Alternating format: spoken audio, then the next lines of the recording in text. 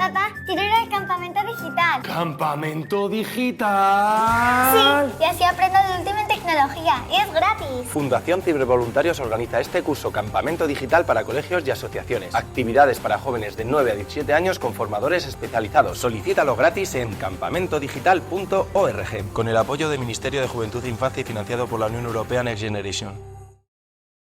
Queridos amigos de la radio, como sabéis he estado firmando en la Feria de Madrid. Así que no puedes perderte mi libro La fe, la ética y los valores de los superhéroes. El libro ideal para dar la batalla cultural con una sonrisa. Fundación Edelvives patrocina este espacio cultural.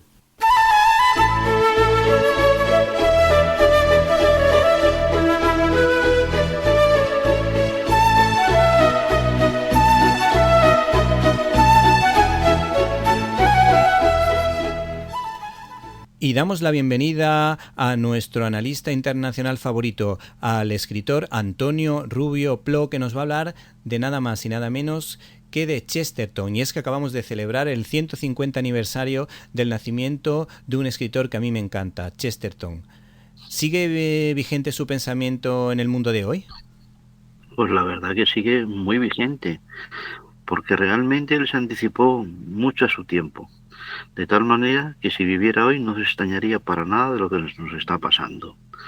Llegó un momento a decir, aunque no he localizado dónde lo dijo exactamente, que un día habrá que luchar en defensa de afirmaciones como que la hierba es verde, es tan evidente, pero como hoy en día poner en cuestión muchas personas lo que vemos, se intenta negar, ya se sabe la posverdad, está por ahí. Sí. Pues sí, eso lo dijo Chesterton. Claro que está vigente en todos los sentidos porque es un buen argumentador, un buen historiador, un buen filósofo y eso que nunca terminó una carrera universitaria, pero fue un periodista, un escritor de primera. Sí, hay que decir que a mí es un autor que me encanta, me he leído alguna novela suya, también me estoy leyendo sus obras de teatro que son impresionantemente buenas, de alguna manera analizan profundamente el alma humana, como pasa con el padre Brown. Tienen una gran agudeza, unas frases buenísimas, unas frases de estas que son para utilizarla en cualquier debate porque deja cao o hace un touché a tu contrincante, y además hechas con mucha inteligencia, y por lo visto Bernard Shaw fue el que le animó a que participase en esta lides del teatro y lo hizo realmente bien.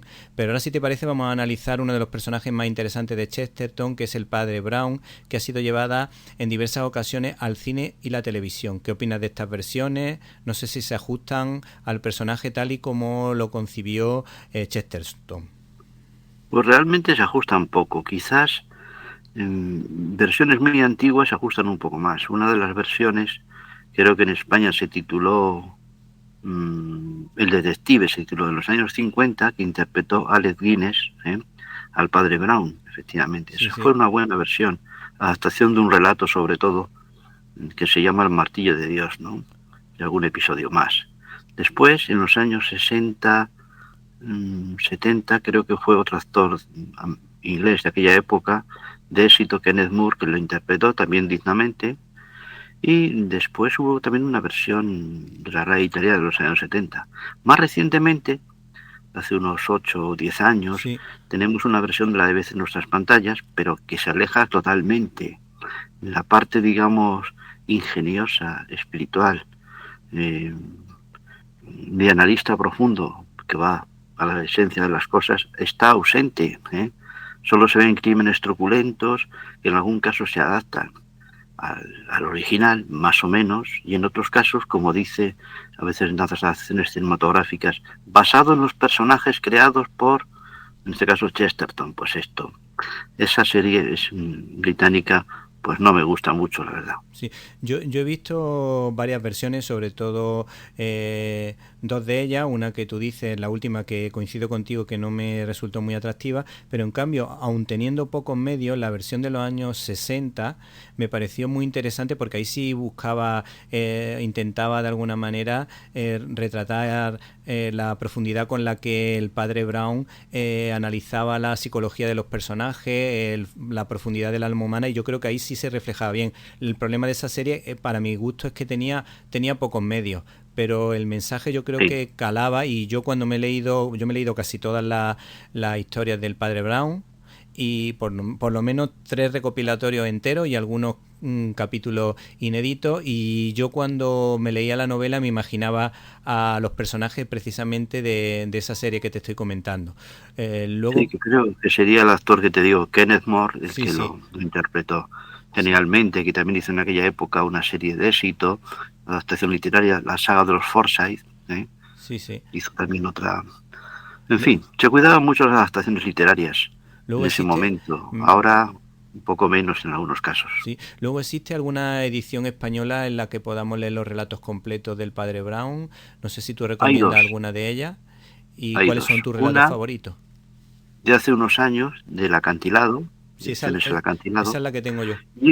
Y otra más reciente y muy cuidada, por cierto, que es de Ediciones Encuentro, y que contiene, igual que la Acantilado también los contiene, sí. los 53 relatos del padre Brown, correspondientes a 5 libros, sí, sí.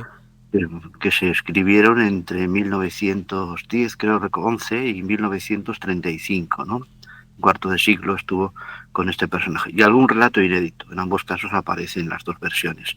Sí, sí. La versión que yo he manejado es la de Ediciones Encuentro, es un pelín más reciente, pero las dos son buenas traducciones.